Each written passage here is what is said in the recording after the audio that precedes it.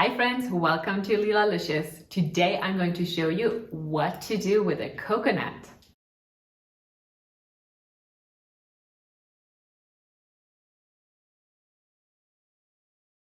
You may have seen these brown hairy things in the produce section of your supermarket and wondered, what would I do with that?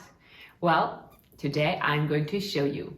And the amazing thing about coconut is you can usually do more than one thing from one coconut. First up, when you pick up a coconut and shake it, you will probably hear some water sloshing around inside of it. That is coconut water. You may have seen packaged coconut water in the store before.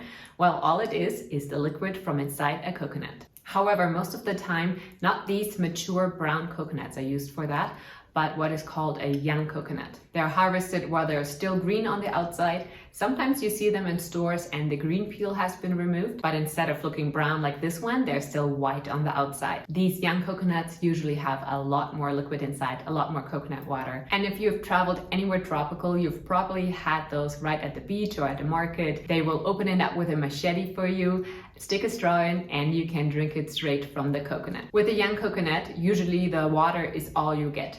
Coconut water, and sometimes when you open it up there will be a little bit of a jelly film, and that you can eat with a spoon. But if you let coconuts mature, that film will thicken and we get coconut meat, which is what we have in the inside here. But first up, there is some water in this one as well. It is not as much, but there's some. So let's talk about how to open it to get to the coconut water inside. You see the bottom of the coconut? It has 3 holes or indentations. And usually one of them looks a little bit different than the other 2.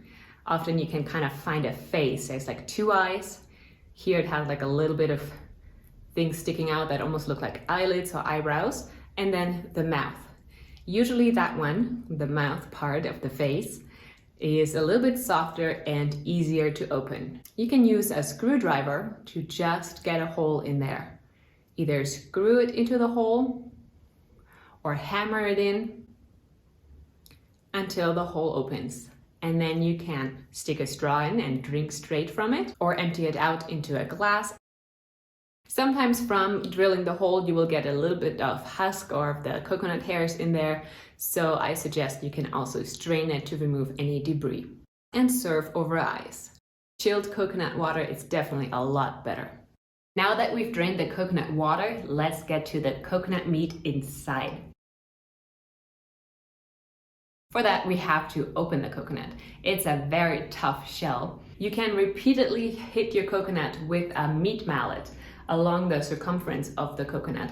This is the weakest part where it will easiest break open, but it will still take some effort. One way to make this easier is to add your empty drained coconut to the oven and bake it for a while. And the heat of the oven will actually make it crack open along these spots at the kind of thickest part in the middle. As an extra precaution and to minimize pieces of debris and coconut shell flying around your kitchen, you can cover the coconut in a kitchen towel and then just a few gentle tabs with a meat mallet or a hammer should make it break in half. Now most of the coconut meat will still be tightly attached to the coconut shell, and to remove it from the shell you can either kind of pry it away with a thin spatula or a butter knife, but if I already have this whole setup with the hammer out, I will just cover the pieces again and smack them a few more times. Then usually as the shell breaks into smaller pieces, it will release from the meat and you can easily separate the hard coconut shell from the soft white coconut meat parts. Now that we've got to our coconut meat, there's different things you can make from it. You can shred your coconut meat. If you want pure white shredded coconut as you're used to from store-bought shredded coconut, you will need to peel away the thin layer of brown skin from the pieces of coconut meat. This is purely for aesthetic purposes. It is totally edible as well. You can shred your coconut meat on a box grater. Depending on the side you choose, you can turn it into desiccated or shredded coconut, or use a vegetable peeler to make coconut chips. If you want to store the shredded coconut, you need to dry it on the lowest setting of your oven until it's completely dried out to make it safe for storage, or use it right away. From the dried shredded coconut, you can make coconut butter. Simply add it to a high-speed blender and then close the lid. It's advisable to use a tamper to push down the shredded coconut into the blades so that there's constant contact with the blades and it doesn't run on empty, which would overheat the motor. And then just blend for a minute or two on high speed until it forms this creamy, delicious coconut butter. Sometimes that's also called coconut manna. You can also make coconut butter in a food processor, but it will take a lot longer and you may have to take breaks occasionally to scrape down the sides and let the motor cool down so that you don't overheat your machine.